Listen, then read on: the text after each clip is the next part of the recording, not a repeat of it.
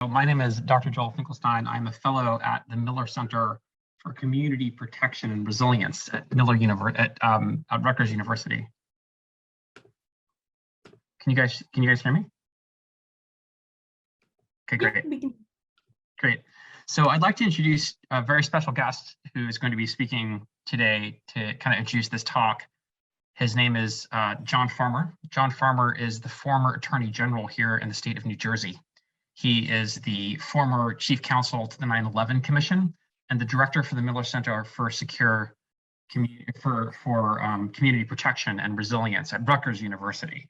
Former dean of the law school, we are very honored to have John Farmer introducing our talk today and talking a little bit about his experience and also a little bit about the work that we do at Rutgers University with the Network Contagion Lab that Prasiddha is a student and a member of. This work was done under the auspices of Rutgers and the Network Contagion Lab there under the Miller Center. And this is some of the most forward-thinking and advanced work on the subject of Hinduphobia, certainly that I've ever encountered. So with that, I'd like to pass it on to John Farmer to give an introduction on this talk. Thank you, Joel, and thank you everyone for inviting me this afternoon to speak to this very important topic. As you all know, there's nothing really new about Hinduphobia. I encountered it myself very early in my career, a whole generation ago, really, when I was a federal prosecutor in the early 1990s in the District of New Jersey, and our office handled a very serious series of attacks on Hindu people by gangs in Jersey City and elsewhere who called themselves Dotbusters. So that was really my introduction to this whole subject of the anti-Hindu hate that's out there. Later, when I was the state attorney general, our office started one of the first hate crimes units in the country, based in part upon my experience, my exposure to the Dotbusters gang in the early 1990s. And so it's been something that's been on my radar screen through my career. My current capacity as the director of the Miller Center for Community Protection and Resilience sort of gives me a unique opportunity to actually do something to address this issue. The Miller Center was formed with the idea that the world is now a world of vulnerable communities all over the place. There are diasporas of all different ethnicities, religions. Over 1 billion people now in the world live in areas where they were not ancestrally from, which means that we have in every community, virtually, and certainly in America and in most of the world, we have vulnerable populations who are prone to be seen as the other and who are prone to be victimized. So we started our work really in trying to identify what best practices can vulnerable populations engage in order to protect themselves. And actually this forum today is a great example of one of the first steps. You have to organize, absolutely essential to both give yourselves a sense of comfort in numbers and also to highlight the vulnerability that everyone feels. And so we started our work really with the Jewish communities in Europe. And the idea was that as the original diaspora community, and which has survived incredible persecution over the centuries, there'd be much to learn from how the Jewish community has responded in order to try to preserve itself. But we expanded beyond the Jewish community to other vulnerable populations since we worked with the Muslim population in Molenbeek in the wake of the sort of attacks on itself, the subway and the airport in Brussels, doing police community encounter groups and training. We worked with the Sikh community in Milwaukee after a mass shooting in that region. And so our work can really be divided into two sort of phases. We do on the ground assistance to communities who feel alienated from the local power structures. We can serve as a bridge between the affected community and the power structure that exists. And we also, starting with the pandemic, really, just slightly before the pandemic, we started doing this research with the Network Contagion Research Institute, and Joel is the head of that, and looking at, the hate doesn't observe boundaries anymore, if it ever really did, but the absence of boundaries now is unprecedented with the growth of social media, the potential for widespread damage done in very short order has escalated over time. And so we started doing these reports with Joel, and those reports evolved into a really great relationship where we now have Network Contagion Lab at Rutgers, where Joel and his colleagues train Rutgers students on open source research and intelligence gathering so that vulnerable populations can get a better sense of their vulnerabilities and take steps to counter those vulnerabilities. So we during the pandemic, particularly when we were locked down, our emphasis really shifted to that kind of research. And so we've done reports. One of the first reports on the danger posed by QAnon and the militia groups such as the Boogaloo Boys. We did an early assessment of anti-Asian hate as a result of the calling the virus the China virus or the Wuhan virus, and we've continued those efforts. And then most recently, Joel and company have taken a close look at anti-Hindu disinformation, and it's that research that Joel is going to walk you through now. But I wanted to give you a sense of the broader perspective that you're not alone in your isolated communities, and you're also not alone as vulnerable populations. And one of the things that we've found is effective in other jurisdictions like Paris is if the vulnerable populations actually talk to each other and identify shared concerns. I mean, there are bridges that won't be crossed in terms of religious beliefs and things like that, but there are common security concerns that vulnerable populations can learn from each other about. And so with that, I'll turn it over to Joel and to Prasiddha to present the research that they've done in this really cutting edge area. Joel. Thank you so much, John. It's a real honor working with you. So I myself, as John will tell you, am very much a recovering neuroscientist. I got my PhD at Princeton University. And really the magic that happens in the Network Contagion Lab is the combination of quantitative methods and principled means of machine learning that we combine with the expertise of people like John, who have a long and studied background in critical intelligence. And using that lens, we have weighed in on everything from financial disinformation attacks to creating climate models of vaccine reluctance with some of the largest corporations in America. When we study these topics, we're seeking to understand fundamentally how a contagion, a replicating self-interested and usually deleterious contagion can spread across a network. And it does so usually until it's exhausted the resources at its disposal to do so. I knew nothing, literally nothing about Hinduphobia before I began doing this research with Prasiddha. And through the approach that the lab has taken, I feel ashamed of myself for not having known that there was a genocidal hatred clothed that was systemic, that was real, and that has a long and studied history and is making a powerful comeback. And I had no idea about any of this. I feel as though in many ways the education system has let us down, and that our willingness to confront history and understand how these things are impacting us with eyes unclouded has extracted a huge price, and not just on India and not just on Hindus, but when the language of human rights, when it neglects people systematically or demonizes others in ways that don't pertain to human rights at all, the people who suffer the most for that are human, invariably. And I think what's happened here is that we've had something that hasn't been exposed for what it is. Being close is the data that has taught me what this is. And I think it's the data that's going to teach you guys what this is. So working with the Network Contagion Lab, the Rutgers Center for Critical Intelligence, where we train students, and any students who are interested should by all means inquire with Prasiddha about the opportunities that the lab has for training to understand these things. And of course, the Rutgers Miller Center for Community Protection and Resilience. It's my honor to introduce you to one of our students here at Rutgers, Prasiddha, who has performed the lion's share of this work, along with other members of the lab. And that, we're really proud to have her on board and really proud of this work. So Prasiddha, I'm going to pass it on over to you, and thank you so much. Thank you so much, both Joel and John. I really appreciate your words. And I would also like to say thank you to my students who have worked so hard on this, as well as all of my colleagues at the NCRI who have been helping with quantitative methods. It's been really, really good working with you all. This is months of hard work, basically that we put together in this presentation. So without further ado, I'm going to get started. So I'm going to begin by talking about our research questions. So a lot of people think that Hinduphobia doesn't exist, but what we did is set out to examine whether that's true quantitatively. Can we find a structure with quantitative methods like machine learning and natural language processing?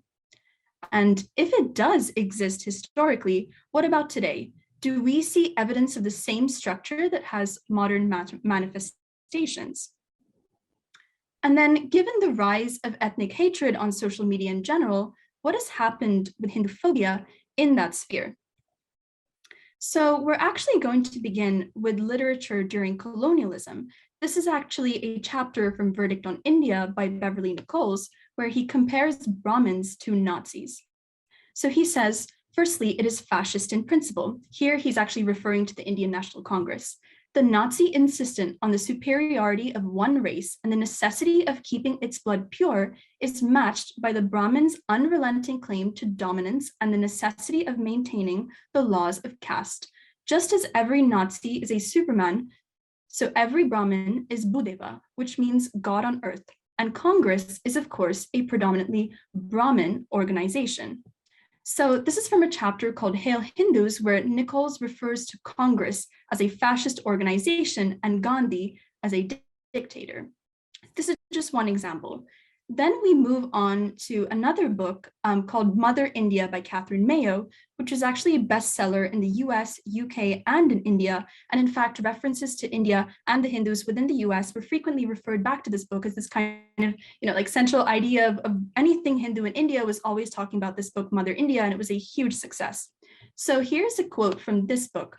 The whole pyramid of the Hindus' woes, material and spiritual, poverty, sickness, ignorance, political, minority, melancholy, ineffectiveness, not forgetting that subconscious conviction of inferiority, which he forever bears and advertises by his gnawing and imaginative alertness for social affronts, rests upon a rock-bottom physical base. This base is simply his manner of getting into the world and his sex life thenceforward. So you see how Catherine Mayo is kind of exoticizing Hindus and kind of like making Hindus look like this perverted group of people. Well, why does this matter? So both of these books actually were read by Churchill, and this types of propaganda has actually had a direct impact on mass starvation of Indians, specifically referring to Mother India, which came out in 1927. And according to this study, drought and famine in India from 1870 to 2016, the famine was caused by Churchill's policies, and it wasn't just a drought. And in fact, Nobel Prize-winning economists have also basically endorsed this idea and research and proven that this was a result of the British and not just, natural conditions that led to this way. And in fact, 3 million Indians were starved to death. Oh, and going back for just 1 second, Churchill had actually said this quote, "I hate Indians. They are a beastly people with a beastly religion. The famine was their own fault for breeding like rabbits."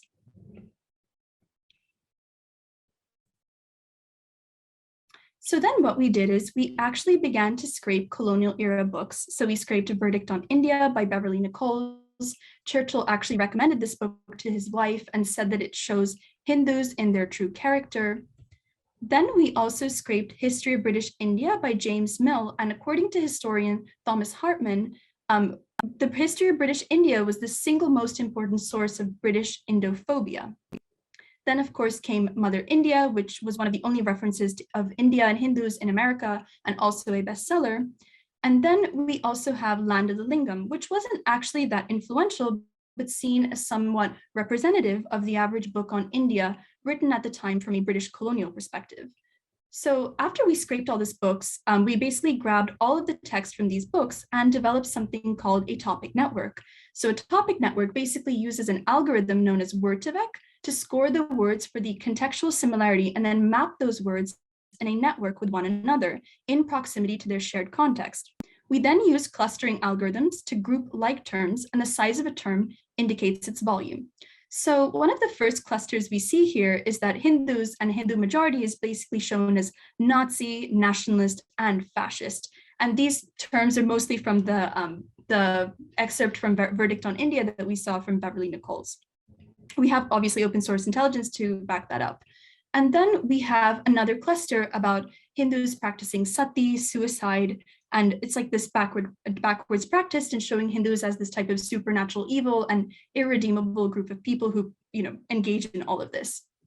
Then the final one is Hindus as these like barbarian, tainted, depravity, unnatural, again, showing Hindus as these like creatures that are sort of like disgusting in a way that you can kind of see the British is disgust with this. And these quotes are from The History of British India by James Mill. And then we also took a look at historical memes in terms of visual propaganda. So the example of sati on the left is from India's Cries by James Peggs, who was a Christian missionary, and he basically exaggerated sati, which was hardly practiced at the time, to basically justify colonialism of India and also conversion of Hindus to Christianity. And then the example on the right, Sterilize the Cesspool of India, which is from the Ogden Standard Examiner of 1920, based in Utah. A special thank you and shout out to Hindu history. That's how we actually came across this clipping. And these are all historical memes. But now let's take a look at something in the present day. So this is an example of a modern day meme from Instagram, where basically it shows this Hindu woman as, oh my God, they were so advanced. I wish I lived in the past and like studying Vedic physics.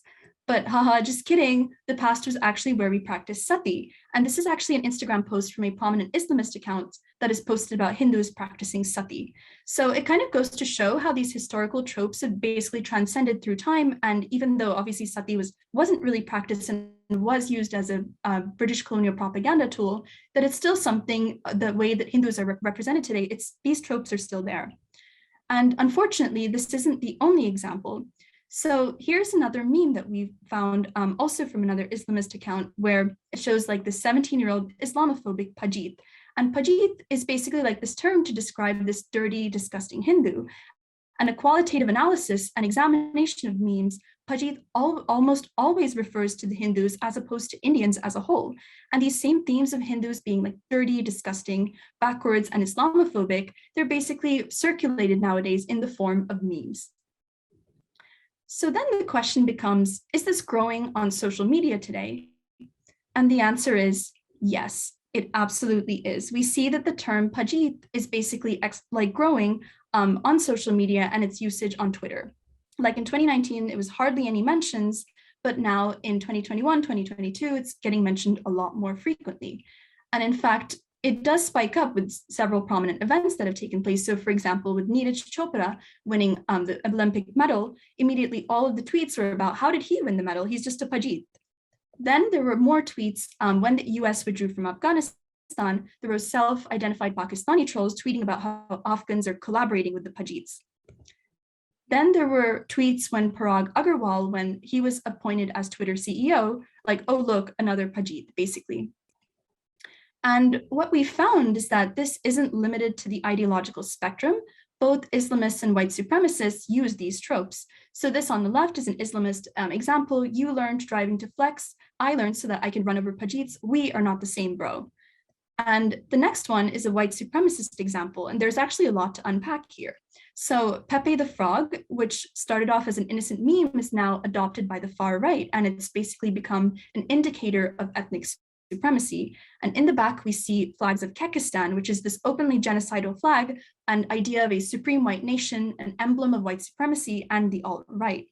And then it comes to Groypers, who are basically followers of Nick Fuentes, who's a far-right white nationalist, but also internet trolls who espouse alt-right racist views. And we see that both of these groups, they still do refer to Hindus essentially as the Pajits. And unfortunately, this is just the tip of the iceberg of what we found in our research. Ideas of Hindus, getting gassed. Then memes about the 26/11 Mumbai attacks, basically laughing about killing the Hindus by these Pakistani trolls, basically. And then comes the murder of George Floyd and how Islamist accounts have basically, joked and laughed about doing the exact same to the Hindus.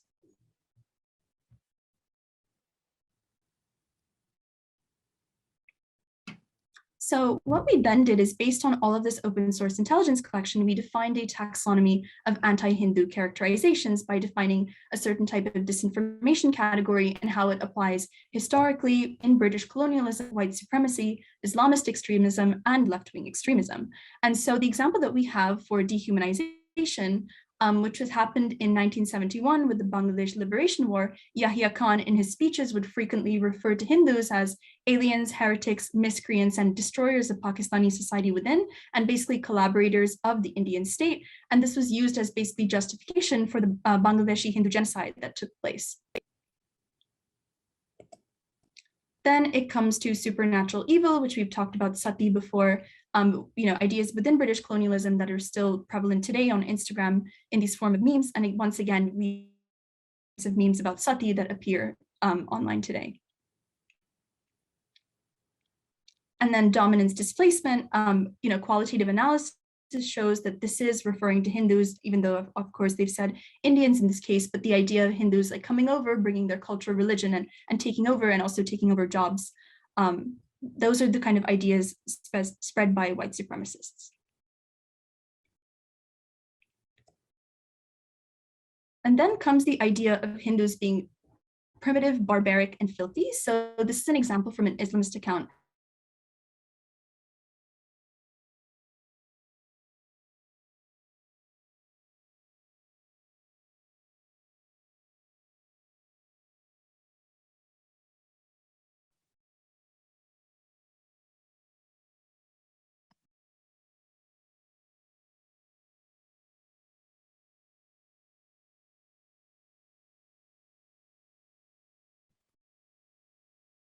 Is her screen frozen? Yeah, I think I'm seeing the same thing. Let me just text her, make sure she knows.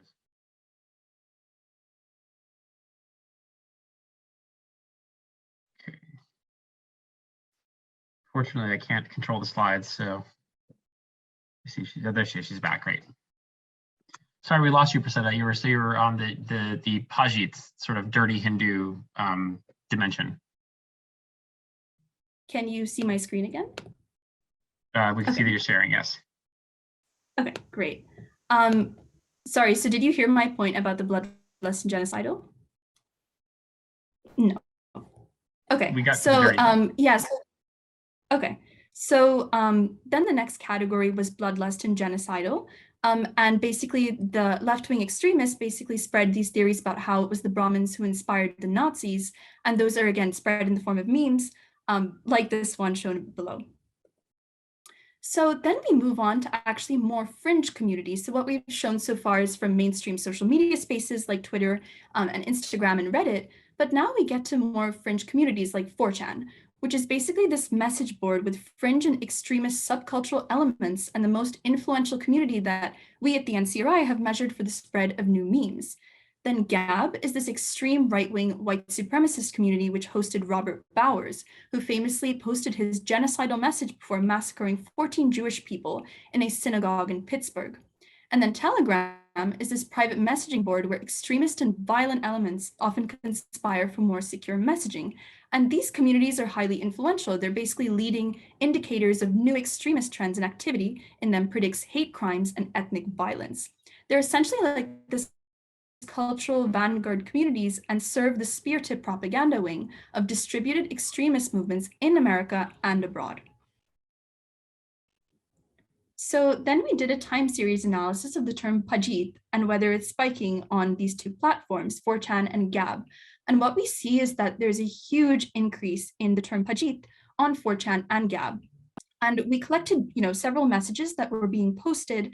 And actually, we didn't show the most extreme messages that we've come across, but there are messages that are more extreme than the ones that we've found, basically.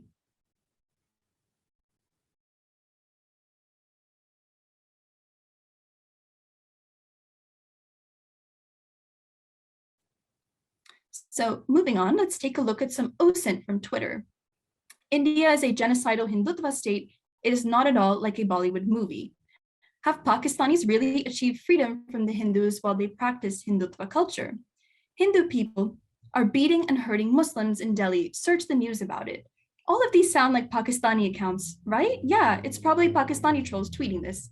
But actually, no, you are wrong. These are not Pakistani trolls tweeting this. All of these are inauthentic tweets from Iranian state-sponsored trolls pretending to be Pakistani and also pretending to be human rights activists. So we see the first two tweets were actually Iranian trolls pretending to be Pakistani, and the last tweet was actually from an Iranian pretending to human rights activist and human rights employed at the Human Rights Campaign Foundation.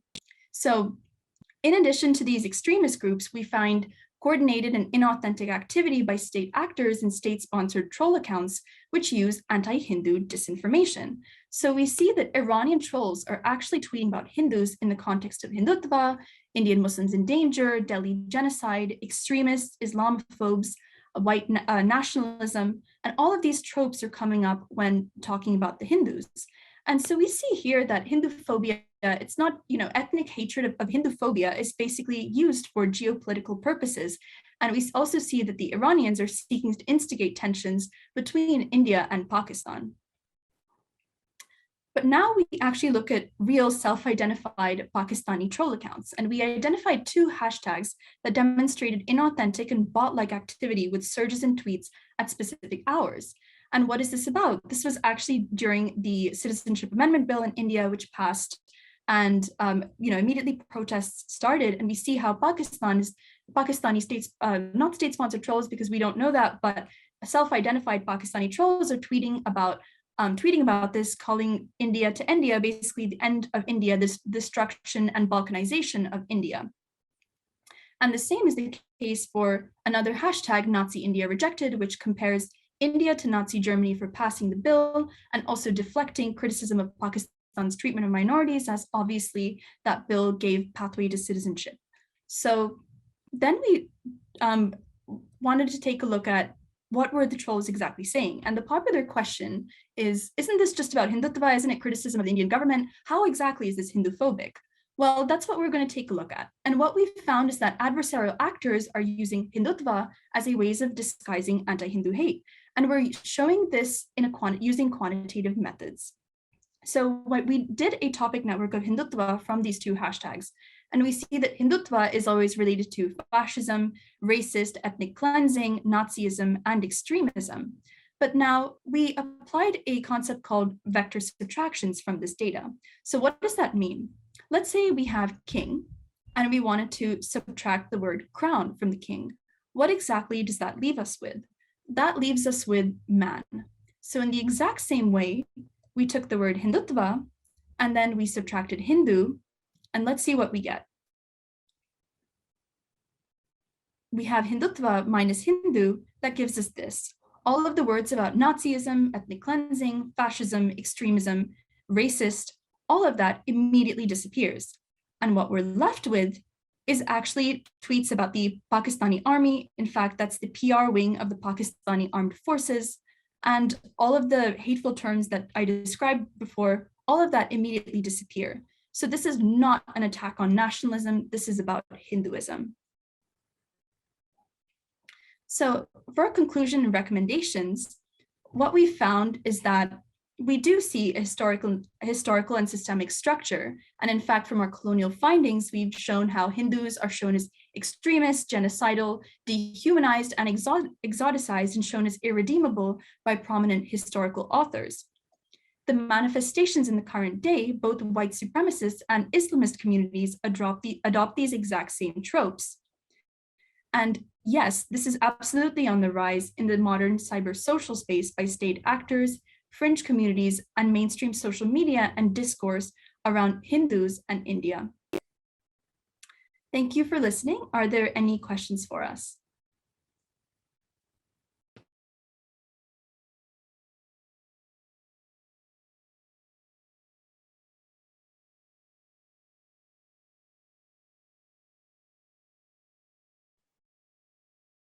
Joel, I'm wondering if you would comment on the what we've noticed in other contexts in terms of when the intensity of the hate messaging grows to a certain level, it spills over into real world violence, and that's really the concern here. Well, I was telling Prasiddha that I remember that the Network Contagion Research Institute really got its start. This is back when I first met John Farmer, and we were studying the rise of anti-Semitism on social media back in 2017.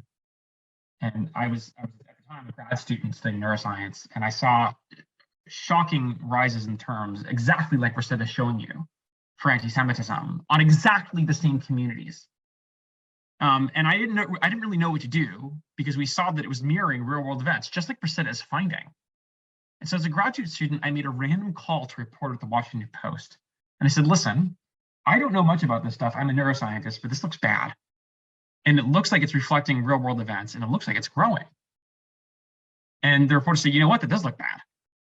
And within a week, we had reported in the Washington Post on the rise of this terrible hate that was coming from these communities. And a week later, there was an attack at Pittsburgh that killed 14 people in a synagogue. And the shooter came from the very community we were warning about, using the very conspiracies we had mentioned. And I'm telling you all the truth. When Prasiddha showed me this data, I started getting a sense of deja vu. Okay, they have found something that they can use that no one is watching. That's what this is showing. The states have found it. The fringe communities have found it. They found a hate that can make them feel romantic and self-important. And no one else is calling that out, which means they're getting it for free. It's free lunch. Okay, so that's very dangerous. What we're seeing is very, very dangerous. And we should be very sober about that.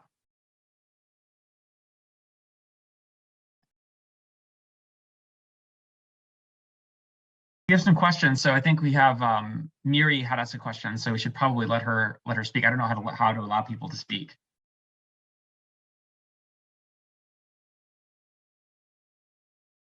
Huh. So let's see. I'm going to allow Aruna to talk. Aruna, you've been permitted to talk, so you may go ahead and answer the question. And Miri, if you have a question, please feel free to come back and speak again.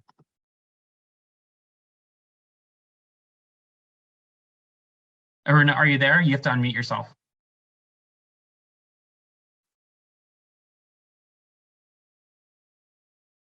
Okay, I'm going to try unmuting Jeffrey, and hopefully we can come back to you, Aruna. Okay, so Jeffrey, I've allowed you to talk.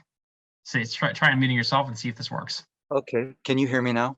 Yay, we did it. Yep. Okay, great. Yep, go ahead. I'm sorry, I'm unable to give you the video visual. That's okay. What's coming to my mind is the problems, of course, with divisive. I'm sorry, you want to unmute again, Jeffrey. Oh, thank you. These problems of divisiveness, I keep looking for a root place to take it from, rather than the continuing in the time space endless dialogues. That there's the root, of course, is ignorance. It's people who just are not awakened enough, they're not evolved enough to understand at a higher level what we're all dealing with here on Earth. And the cure then is awakening, and particularly the spiritual awakening to actual reality, which is at the root, at the core of every religious persuasion. But often people get so stuck in the roof, in the branches of the tree, that they don't get down to the root to recognize that the pure, timeless awareness. And I only know this now because of my own study of Sanatana Dharma and the Hindu, because they go so much deeper if one follows a guru than any of these foolish Christian churches and these other people that are so. Okay, well, I think we understand your point, and thank you so much, Jeffrey, for sharing your perspective. I think that what you're saying has a ring of truth to it, that certainly a shared sense of common humanity is crucial if we're going to understand and interact these problems. And I think that really that has to be on the basis of shared humanity. So what happens to when Hindus are genocided, hate like this goes unreported, is that in fact we turn a willfully blind eye towards things that are definitely going to come back and haunt us. And so I think that that's a point that's well taken, and we do need to think about how to create awareness based on education. I mean, I didn't know about this stuff until I saw this data, right? And I feel ashamed of that. We should be demanding education about this in our universities. We should make that the focal point of the ire for people who wish to accuse Hindus of being Nazis. We should probably take witness to the genocides that have occurred, in fact, before making that assessment. For the latest on our YouTube channel, click subscribe and hit the bell icon for alerts on new content. Remember to like, comment, and share our videos. For more about HSC, you can visit the social media handles listed below.